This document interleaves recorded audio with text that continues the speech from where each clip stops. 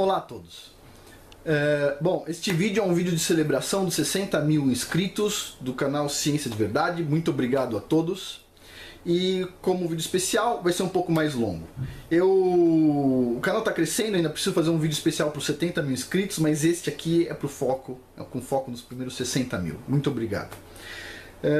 Bom, hoje eu gostaria de falar um pouco sobre como o racismo é ensinado nas escolas públicas, nas faculdades públicas, e como ele é escondido dentro do ensino.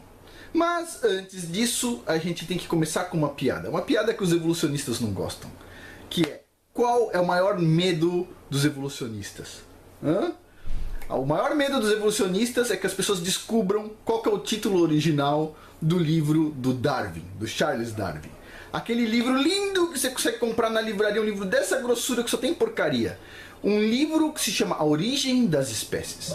Só que o livro original não se chamava apenas A Origem das Espécies. O livro original se chamava A Origem das Espécies pela Seleção Natural ou a Preservação de Raças Favorecidas na luta pela vida. De raças favorecidas. Interessante isso, não? No título do livro se fala sobre a preservação de raças favorecidas na luta pela vida. Interessante esse título, é muito interessante. A gente vai ter que conversar muito sobre esse título. Preservação das raças favorecidas na luta pela vida. E como é que funciona essa tal da teoria da evolução do Darwin? Bom, basicamente é o seguinte: a gente aprende algo deste tipo aqui, né? Deste tipo. Vem um ancestral lá comum com um macaco que vai ficando ereto, e aqui está o ser humano. Vocês já perceberam que tem um degradê de cores aqui nessa figura? Vocês já perceberam? No final sempre é um homem branco, na maioria das vezes. Talvez agora o pessoal mude as figuras com essa reclamação, mas sempre é um homem branco. Tipo, vocês percebem como é que funciona na cabeça a ideia original do negócio? Então, é lógico, a gente poderia entrar em vários fatores aqui. Um dos fatores é este aqui. Vou pegar a mesma figura como observação, que é o seguinte, né? Este aqui existem milhões. Este aqui existem milhões, na verdade bilhões. Esse aqui também deve existir bilhões, bobear. Agora, esses aqui, cadê eles, né? Não existe nenhum. Ou seja, a gente saiu de uma coisa parecida com esta e chegou aqui. Este cara praticamente existe. Este cara existe. E esses aqui? Por que a gente não vê eles andando pela rua? É interessante essa figura. Se vocês forem analisar, você vê que o homem moderno ele é mais musculoso do que os antecessores, inclusive, né? Os que em tese caçavam, né? Ele é mais musculoso, claro. Putz. Mas vamos lá. Eu peguei aqui um site, peguei uma figura de um site, obviamente do UOL, que se chama brasilescola.uol.com.br, e o site eu vou deixar no link na descrição abaixo. Eu peguei uma figura que se chama A Nossa Espécie Homo Sapiens, é o título do negócio aqui. Eu vou deixar essa figura do site Brasil Escola do UOL para vocês conferirem. Olha só que interessante. Este aqui é o não evoluído, ok? E este é o evoluído. Gozado, né? Gozado, né? Porque eles sempre mudam a tonalidade das figuras, né? Por que não colocam uma pessoa atual, Homo sapiens, negro? Por que eles sempre comparam dessa forma? Sempre branco com um ancestral de tom de pele mais escuro. Por quê? Por que será? Não, é uma teoria da conspiração? A gente vai ver sobre essa teoria da conspiração, ok? Vamos falar sobre essa teoria da conspiração, né? Olha só, isso não é teoria da conspiração, porque eu vou mostrar alguns dados aqui. Olha que interessante. Eu vou falar uma parte teórica. No final vocês vão entender melhor onde eu vou juntar tudo isso. Mas antes eu preciso contar uma história. Uma história sobre grandes professores de evolução, grandes admiradores de Charles Darwin, pessoas de faculdades de renome. várias faculdades de renome. Eu vou precisar falar sobre eles e sobre uma história. A história de um rapaz, ok? Um monte de professores, essa história é sobre um monte de professores, os maiores intelectuais de sua época e um rapaz. Um rapaz. Bom, história meio complexa. Então vamos lá. O que eu vou contar aqui não foi inventado, está no site The Guardian. Também tem um livro sobre o que eu vou contar aqui. Eu vou contar detalhes. E isso aqui é uma história real. E nós vamos falar sobre o Otto Benga, ok? O maior pesadelo dos evolucionistas. Otto Benga, esse rapaz negro da África que virou um espetáculo nos Estados Unidos proposto por evolucionistas, que falavam que ele, este ser humano, era menos evoluído do que outros seres humanos, ok? A história é o seguinte, eu vou ler pedaços aqui do artigo do The Guardian, vocês podem ler na íntegra depois. Olha só, vamos lá. Os clérigos negros que tinham sido convocados para a Igreja Batista Mount Olivet, no Harlem, foram chamados para uma reunião de emergência na segunda-feira, dia 10 de setembro de 1906. Chegaram em um estado de indignação. Um dia antes, o New York Times, esse jornal fake news, que até hoje é fake news, havia relatado que um jovem africano, um chamado Pigmeu, havia sido exposto na Casa dos Macacos do maior zoológico da cidade. Em 1904, Otto Benga foi raptado do Congo e levado para os Estados Unidos, onde foi exposto junto com os macacos. Tá? Esse ser humano que eu vou falar mais sobre ele. Em antecipação de multidões maiores, depois da publicação do New York Times, Benga foi transferido de uma gaiola de chimpanzés para uma gaiola maior, para torná-lo mais visível aos espectadores. Ele também foi acompanhado por um orangotango chamado Dohan. Tá? Eu vou mostrar aqui quem que foi o Otto Benga. Otto Benga, aqui tem uma foto dele na tribo dele, é este rapaz aqui, tá? Este rapaz, aqui do site The Guardian, esta foto. Este rapaz aqui, um rapaz negro da África. E aqui já ele nos Estados Unidos, junto com o macaco na jaula no zoológico de Nova York. Ok? Bom, vamos lá. Vamos continuar aqui. Jornais, cientistas, funcionários públicos, cidadãos comuns de Nova York se divertiram no espetáculo. No final de setembro, mais de 220 mil pessoas haviam visitado o zoológico duas vezes mais do que no mesmo mês do ano anterior. Quase todos se dirigiam diretamente para a casa dos primatas para ver Otto Benga. Fora da gaiola tinha um sinal que dizia o seguinte: o pigmeu africano Otto Benga, idade 23 anos, altura 4 pés e 11 polegadas, peso 103 libras, trazido do rio Kassai, Congo Free State, Congo, África Central, pelo Dr. Samuel Werner, ok? Vamos gravar esse nome, Samuel Werner, ok? As tentativas dos pastores de se comunicar com Otto Benga falharam. Ele falava uma língua diferente do inglês, obviamente. Mas sua tristeza palpável e o sinal, a sua tristeza, deixaram eles indignados. Os pastores disseram o seguinte: somos francos o suficiente para dizer que não gostamos dessa exposição de uma pessoa de nossa raça, comparando elas com macacos. Gordon disse o seguinte: nossa raça, pensamos, está deprimida o suficiente sem se exibir de nós como macacos. Pensamos que somos dignos de ser considerados seres humanos com almas, disse o pastor negro quando foi visitar o Otto Benga. Ok. O diretor, fundador e curador do zoológico, William Hornaday, defendeu a exposição com base na ciência Ele disse: estou dando a exposição puramente como uma exibição etnológica, disse ele. A exibição, insistia, estava de acordo com as práticas de exposições humanas de africanos na Europa. Como zoológico principal do país, o zoológico de Nova York, e por ser muito próximo do presidente Theodore Roosevelt, Hornaday, esse diretor, teve o apoio de 2 dos membros mais influentes da Sociedade Zoológica Americana, ambos figuras proeminentes no estabelecimento da cidade. O primeiro, vamos guardar esse nome, vai ser importante na história, Henry Osborn.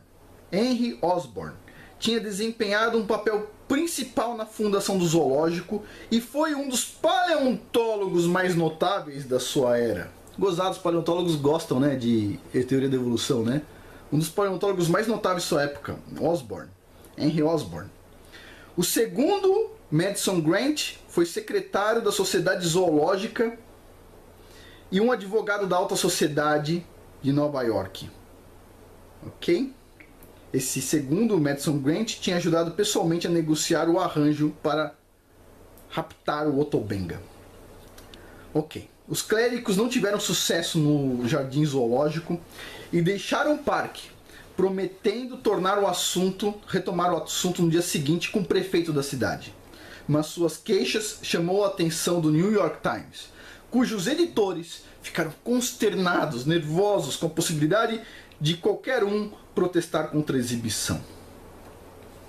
E então escreveram o seguinte: não entendemos bem toda essa emoção que os outros estão expressando no assunto, disse o jornal em um editorial sem assinatura. Clássico, um editorial sem assinatura.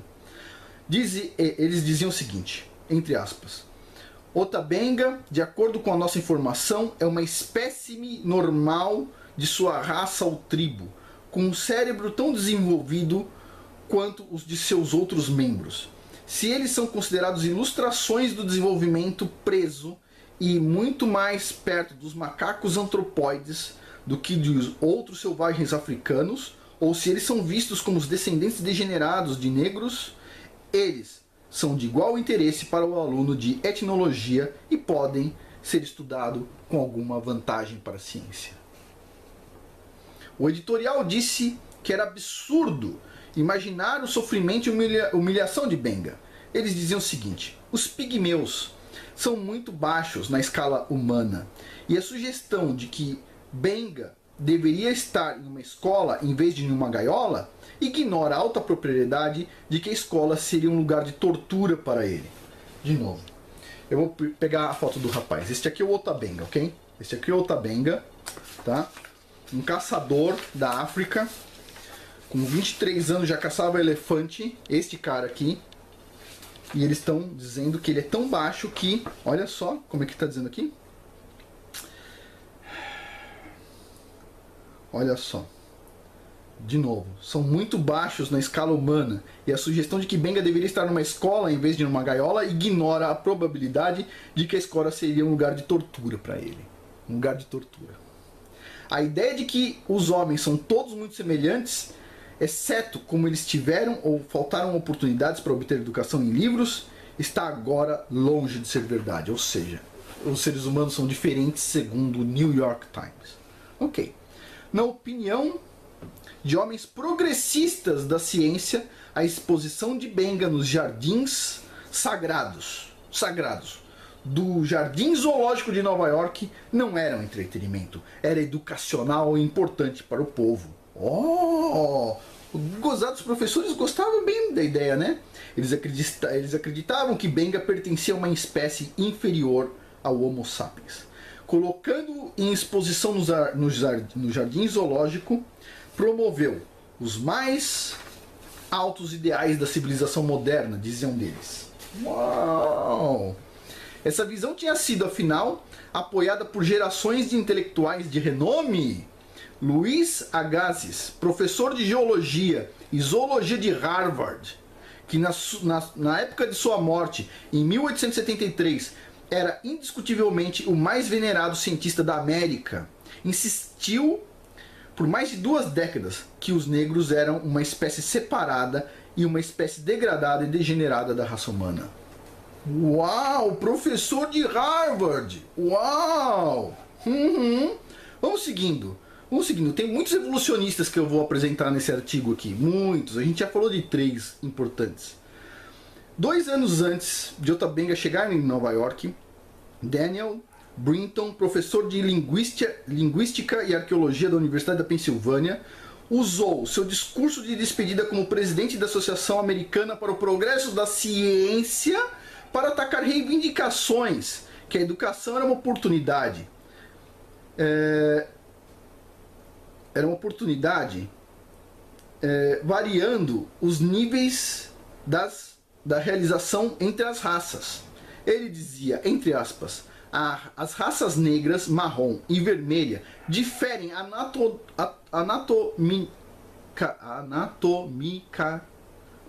anatomicamente tanto do branco, especialmente nos órgãos esplâncnicos, que mesmo com capacidade cerebral igual, nunca poderiam rivalizar seus resultados com esforços iguais. A força dominante dessa ideia, incorporada na ciência, na história, nas políticas governamentais e na cultura popular, tornaria o desconforto e humilhação de Ota Benga incompreensíveis para a grande maioria das pessoas que testemunharam isso. Que poderia ter ocorrido na cidade mais cosmopolita dos Estados Unidos no século XX parece motivo suficiente de espanto. Mas o que aparece na superfície como uma saga da degradação de um homem, um espetáculo vergonhoso, é mais de perto a história de uma era de ciência, de homens, instituições e de ideologias raciais que ainda perduram até os dias de hoje. Samuel Werner, já falei sobre ele aqui no vídeo. O autodenominado explorador africano que levou Benga do Congo, disse a um repórter do New York Times que nem ele e nem o parque iriam lucrar com a exposição. O público, ele insistiu, é o único a lucrar com isso.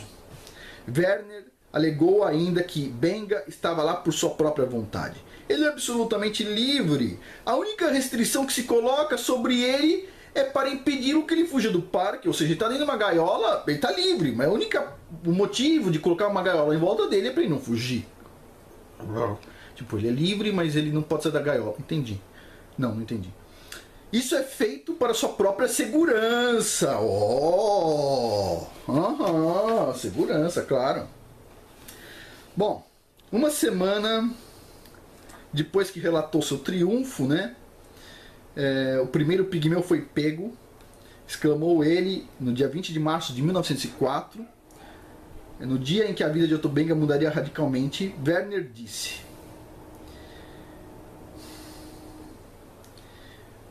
que o Ota Benga foi obtido em uma aldeia onde ele tinha sido mantido em cativeiro, em um lugar remoto da floresta, 12 dias de qualquer assentamento branco.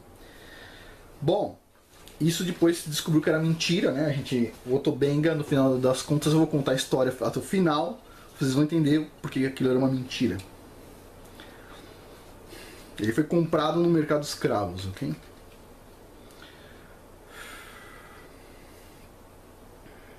Olha só. Esse mau caráter disse que o Ota Benga estava encantado de vir conosco, porque estava a muitos quilômetros de seu povo. Depois ele escreveu uma manchete, né, a um desses jornais que se chamava Um Capítulo Não Contado de Minhas Aventuras Enquanto Caçava Pigmeus na África. Uau! Mas tudo bem, vamos voltar aos cientistas, né? O Hornaday, um pesquisador que eu já falei aí, um evolucionista, já falei atrás, né? Queixou-se que o menino faz completamente o que agrada a ele e é totalmente impossível controlá-lo. O rapaz começou a ficar cada vez mais nervoso. Ele gritava e falava algo que ninguém entendia na cela dele. Ele repetia aquilo que ninguém entendia, e repetia, e repetia, e repetia, e repetia, e começou a ficar cada vez mais nervoso. Esse Hornaday expressou a problemática os seus detentores, sempre que eles tentavam trazê-lo de volta à jaula dos macacos. Tipo, eles deixavam o Otobenga sair um pouco para dar uma voltinha no zoológico, enquanto as pessoas viam ele, e depois eles iam levar de volta para a jaula dos macacos. Então, o Otobenga não gostava disso e tentava morder eles. Gritava sempre a mesma coisa, E ninguém entendia o que ele falava. Ok. Olha só, o Los Angeles Times cobriu a sensação no dia 23 de setembro sobre a manchete. Um pigmeu genuíno, Otabenga, pode conversar com orangotangos em Nova York. Uau! Outro autodescrito explorador africano, John Vane Tempest, publicou um artigo no New York Times, o fake news, disputando a classificação do zoológico de Benga como pigmeu. A manchete dizia o seguinte: o que é Otabenga? Esse rapaz, esse John Vanity Tempest, disse que com base em sua experiência, olha que cientista maravilhoso, Benga era na verdade um Otentote do sul da África e afirmou ter conduzido uma conversa com Benga na língua dos Otentotes. Sabe por que eu tenho dificuldade de falar essas palavras? Porque são tudo lixo, não serve pra nada na ciência, não serve pra nada em nada, não serve pra nada. Isso aqui é lixo, não devia nem existir essa palavra, percebe? Mas eu vou continuar. De acordo com esse John Vanity Tempest, Benga tinha dito pra ele na língua dos Otentotes aí, qualquer, que tinha grande satisfação estar no seu cativeiro. Ele disse o seguinte, entre aspas: ele gosta do país do homem branco, onde é tratado como um rei. Tinha uma sala acolhedora, um quarto esplêndido, um palácio cheio de macacos, onde desfrutava de todos os confortos de uma casa, exceto por ter poucas esposas. Este relato absurdo, no entanto, foi apresentado como uma notícia direta. Ok? Ele disse que conversou com o Otabenga. O reverendo, aí tem que entrar a igreja em algum momento. O reverendo Matthew Gilbert, aí sim, agora a gente vai melhorar a história, da Igreja Batista, escreveu ao New York Times para relatar que o espetáculo do cativeiro de Benga havia inflado o ultraje dos afro-americanos de todos os Estados Unidos. Só o preconceito contra a raça negra tornou possível tal coisa neste país, disse Gilbert. Tive a oportunidade de viajar para o exterior e estou confiante de que tal coisa nunca aconteceria em outro país civilizado. Ele, junto com uma declaração sóbria de um comitê da União dos Ministros de Charlotte, na Carolina do Norte, dizia: consideramos os atores ou autoridades desta conduta tão reprovável como oferecendo um insulto imperdoável à humanidade e especialmente à religião de nosso Senhor Jesus Cristo. Minneapolis Journal publicou uma fotografia de Benga segurando um macaco e afirmou: ele é tão perto de uma aproximação ao elo perdido como qualquer espécie humana ainda encontrada. Ok. Até agora, só a igreja se manifestou a favor do cara, hein? Se lembrem disso. Todos os cientistas estavam dando risada e falando que era muito bom para todos estudar ele na gaiola dos macacos. Vamos lá, vamos continuar vendo a história aqui. Benga vivia... vou pular uma parte grande aqui. Os pastores conseguiram libertar Otobenga. Otobenga dizia, desde que entrou, uma frase, a mesma frase. Ninguém entendia ele, a língua dele era diferente de todo mundo. Bom, Otobenga foi viver em uma casa amarela em frente à escola com Mary Allen, a viúva do ex-presidente do seminário e seus 7 filhos. Então, pronto, foi acolhido na casa de um pastor, ok? Benga, geralmente com os pés descalços, conduzia frequentemente uma faixa de meninos da vizinhança floresta para ensinar-lhes as maneiras de um caçador, como fazer curvas, como caçar perus selvagens e esquilos e prender animais pequenos. Em seu pouco inglês, ele começou a aprender inglês. Frequentemente contava as suas aventuras caçando elefantes ele dizia grande, grande, e estendia os braços para mostrar a dimensão enorme dos elefantes que ele caçava. Ok? Em 1916, Benga perdeu os interesses nas excursões para caçar e pescar com os rapazes. Ele já não estava tão animado, e as crianças do bairro notavam isso. Muitos haviam notado sua disposição escurecida e a sua ânsia de voltar para sua casa. Ele queria voltar para a casa dele. Ele queria a todo custo. Antes de amanhecer, num determinado dia, ele pegou uma arma que tinha escondido e disparou uma única bala através do seu coração na angústia angustiante, e ele estava livre. A questão agora é: o que o Otto Benga gritava na jaula dos macacos e ninguém entendia? Isso aqui é a lápide do Otto Benga, e o que ele gritava era: eu sou um homem, eu sou um homem. Ok? Esse rapaz aqui. Ok? Só isso. Só queria ser tratado como um ser humano. Ok? Agora, a gente vai falar sobre a parte teórica disso tudo. Bom, eu vou deixar o link abaixo de um artigo do Olavo de Carvalho que se chama Por que não sou fã de Charles Darwin? Ok? Separei um pedacinho para vocês entenderem o contexto. São 3 artigos rápidos que eu vou pegar trechos, tá? Olha só. Puramente farsesco, no entanto, é o esforço geral para camuflar a ideologia genocida que está embutida na própria lógica interna da teoria da evolução. Quando os apologistas do cientista britânico Charles Darwin admitem a contragosto que a evolução foi usada para legitimar o racismo e os assassinatos em massas, eles o fazem com monstruosa hipocrisia. O darwinismo é genocida em si mesmo, desde a sua própria raiz. Ele não teve de ser deformado por discípulos infiéis para se tornar algo que não era. Leiam estes parágrafos de Charles Darwin e digam com honestidade se o racismo e a apologia ao genocídio tiveram de ser enxertados posteriormente numa teoria inocente. Frase de Charles Darwin, entre aspas. Em algum período futuro não muito distante, se medido em séculos, as raças civilizadas do homem vão certamente exterminar e substituir as raças selvagens em todo o mundo.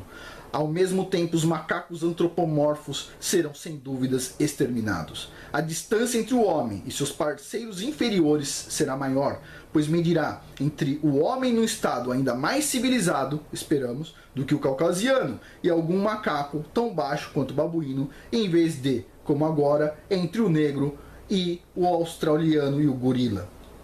Tem mais, diz Olavo de Carvalho, entre aspas, palavras aqui de Charles Darwin. Olhando o mundo numa data não muito distante e incontável número de raças inferiores, que incontável número de raças inferiores terá sido eliminado pelas raças civilizadas mais altas.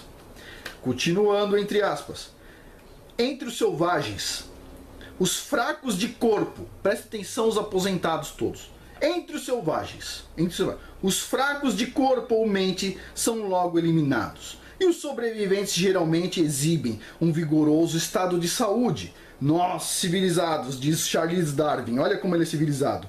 Por outro lado, fazemos o melhor que podemos para deter o processo de eliminação.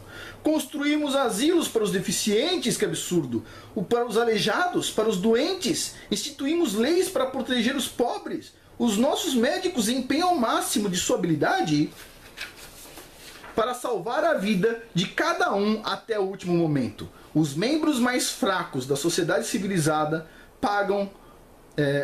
propagam a sua espécie. Ou seja, ele está falando o seguinte, os membros mais fracos, a gente paga hospital para as pessoas mais pobres, a gente paga asilo, a gente paga tudo, para quê? Ele diz aqui, para os seres mais fracos propagarem a sua semente. Olha aqui. Ninguém que tenha observado a criação de animais domésticos porá em dúvida que isto, Charles Darwin, deve ser altamente prejudicial à raça humana. E surpreende ver o quão rapidamente a falta de cuidados, ou os cuidados erroneamente conduzidos levam à degeneração de uma raça doméstica. Mas, exceto no caso do próprio homem, ninguém jamais foi ignorante ao ponto de permitir que seus piores animais se reproduzissem. De novo. Exceto no caso do próprio homem, ninguém jamais foi ignorante ao ponto de permitir que seus piores animais se reproduzissem. Frase de Charles Darwin, ok? O racista. Mas vamos continuar. Artigo número 2.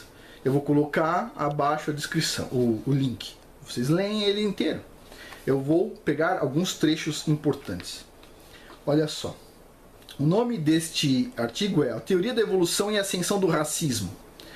Diz o seguinte: é fácil condenar os pecados dos outros, mas é importante perguntar como foi possível que um líder como Hitler conseguiu atrair milhares ou mesmo milhões de alemães inteligentes para sua causa.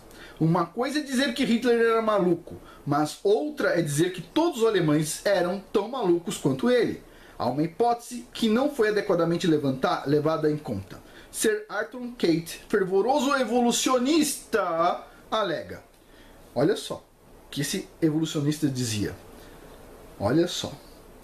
O Führer alemão Adolf Hitler tentou de modo consciente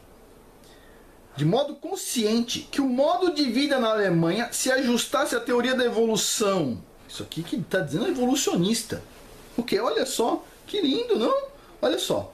Em outro lugar, Sir Arthur Kate, fervoroso evolucionista, escreveu o seguinte. Olha o que ele escreveu.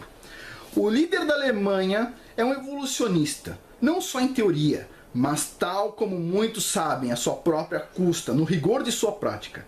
Para ele, a Frente Nacional da Europa é também a frente evolutiva. Ele olha para si mesmo em relação a isto como a encarnação da vontade da Alemanha, sendo o propósito desta vontade guiar o destino evolutivo de seu povo. Hitler usou a palavra alemã para evolução consistentemente por todo o seu livro, Mein Kampf. De fato, não é de todo irrazoável propor que o próprio título do seu livro, A Minha Luta, foi influenciado pelo subtítulo que a gente falou aqui do livro do Charles Darwin, A Luta pela Existência das Raças Privilegiadas. Então ele pôs a minha luta para a evolução. No livro Mein Kampf, Hitler falou dos tipos humanos inferiores e criticou os judeus por trazerem os negros da Rinelândia com o propósito de arruinar a raça branca através do resultado de bastardização. Ele falou da monstruosidade a meio caminho entre o homem e o macaco e lamentou o fato de cristãos irem para a África com o propósito de fundar missões para negros, resultando na transformação de seres humanos saudáveis em uma ninhada apodrecida de bastardos. Palavras de Adolf Hitler. No seu capítulo com o título Nação e Raça, Hitler disse: o mais forte tem que dominar e não se misturar com o mais fraco, evitando assim sacrificar a sua grandeza. Só aquele que nasceram fracos pode olhar para isto como algo cruel, mas no final de contas, ele nada mais é do que um homem fraco e limitado. Se por acaso esta lei não tivesse prevalecido, qualquer tipo de desenvolvimento superior dos seres vivos orgânicos seria impensável. Algumas páginas depois, Hitler escreve o seguinte: aqueles que querem viver têm que lutar, e aqueles que não querem lutar neste mundo de luta constante não merecem viver. Aí, mais adiante, olha só, aí vem uma questão que ele levanta aqui nesse artigo. O Darwin, por acaso, era racista?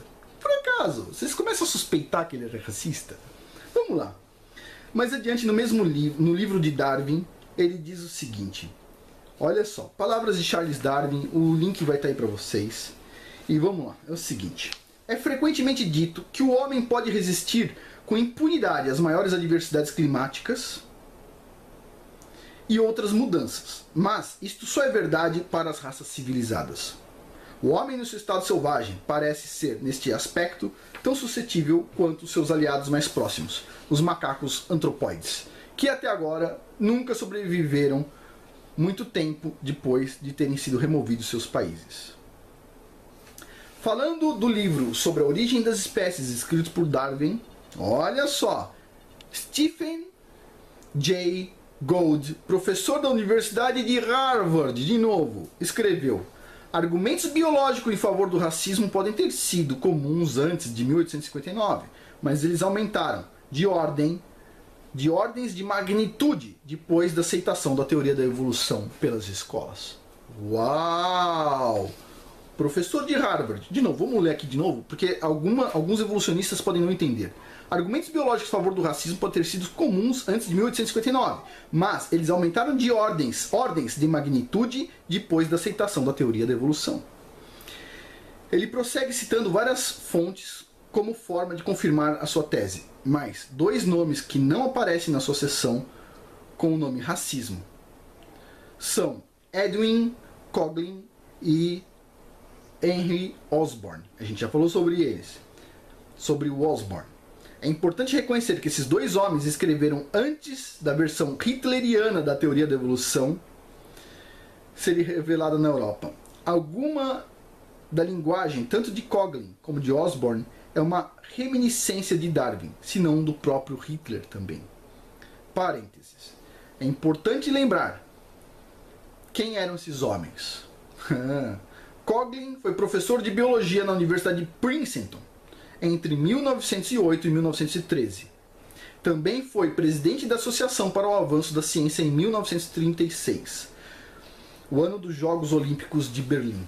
E ele escreveu o seguinte: uma comparação entre qualquer raça humana com os tipos Neandertal ou Heidelberg revela que todos sofreram modificações, mas as raças negroides assemelham-se mais ao estoque original do que as raças brancas ou amarelas. Todas as considerações devem levar em conta aqueles que acreditam na superioridade da raça branca a lutar para preservar a sua pureza e estabelecer e manter uma segregação entre raças, visto que quanto mais longa essa segregação for mantida, maior será a preponderância da raça branca.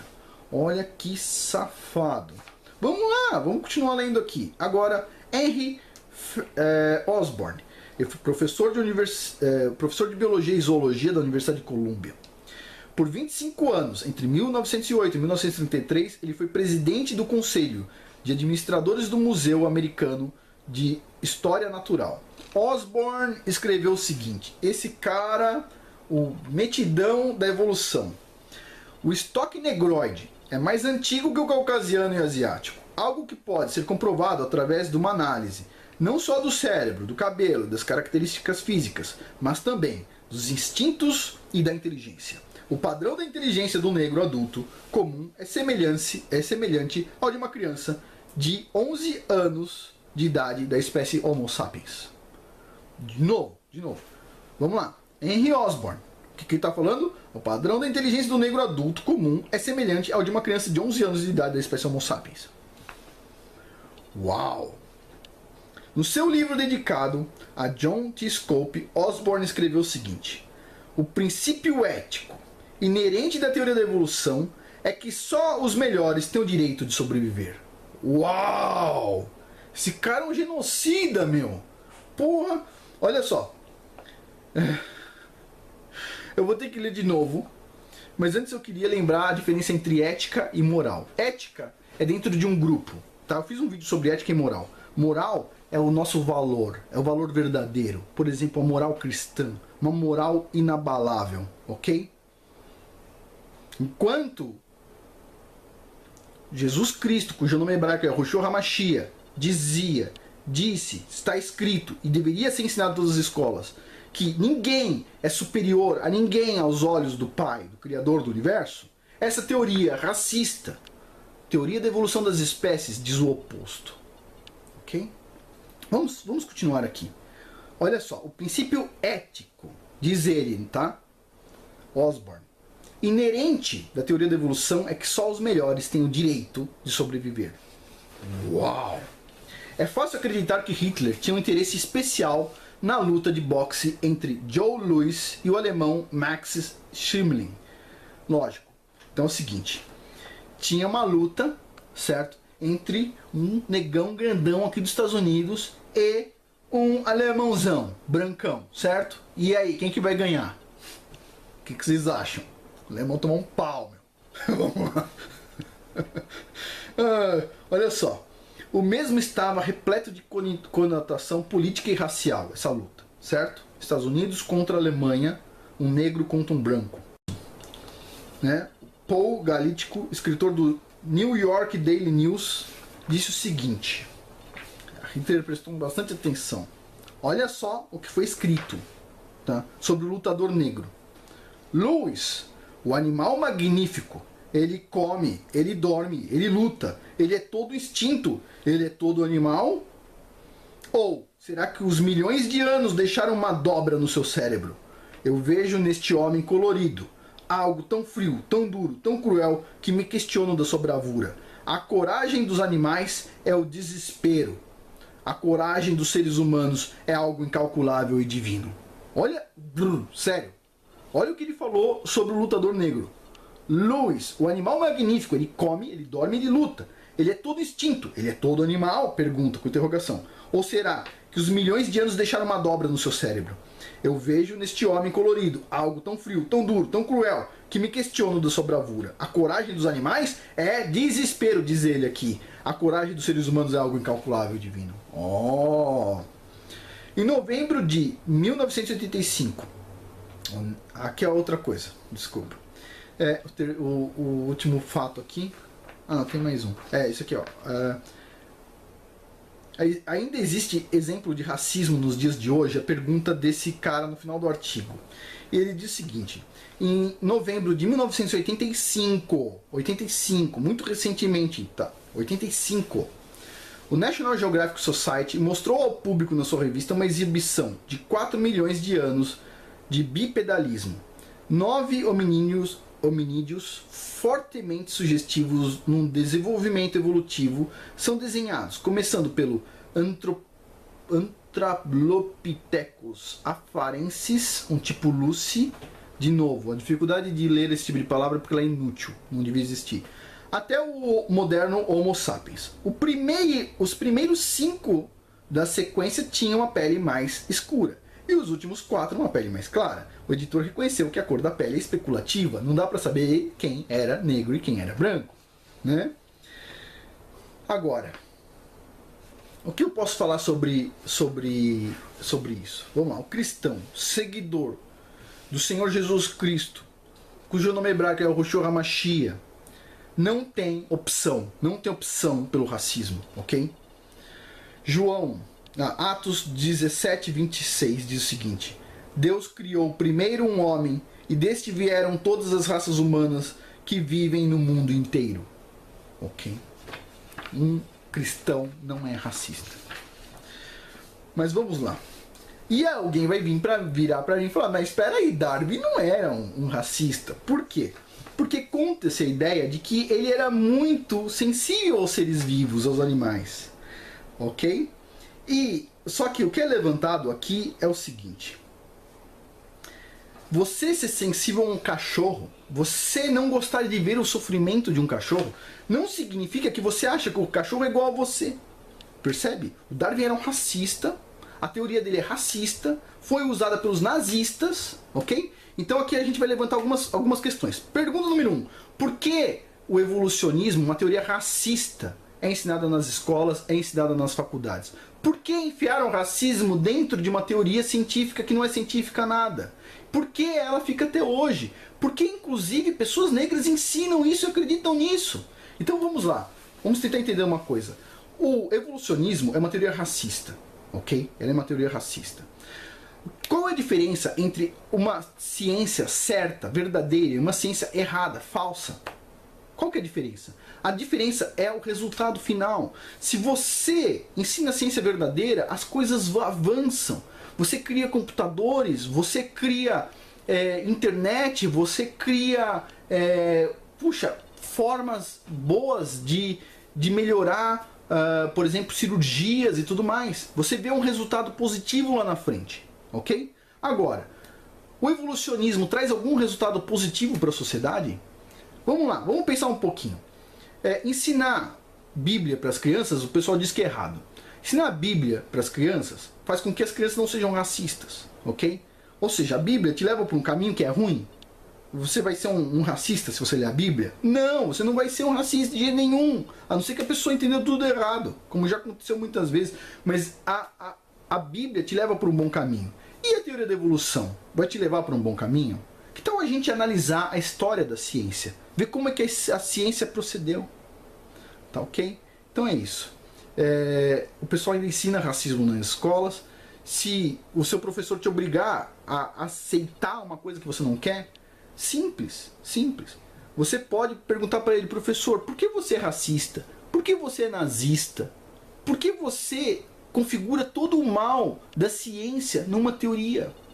Digo mais, quem se sentir muito ofendido pode ir na delegacia de polícia e falar o seguinte: infelizmente na minha escola estão ensinando racismo. Mostra esse vídeo. Isso aqui tá todas as informações abaixo, todas as referências, não estou falando nada que não está em sites de respeito. Vocês vão lá, The Guardian, etc. Eu só li, não estou falando nada aqui, só li as informações. Não estou inventando nada, ok? Agora, eu acho que sim, deveria se acabar com a teoria da evolução das escolas, é óbvio, porque racismo é inaceitável, principalmente nos dias de hoje. Por hoje é isso. Muito obrigado. E muito obrigado aí pelos 60 mil inscritos que apoiaram esse canal, indicaram para outras pessoas e estão crescendo. Muito obrigado.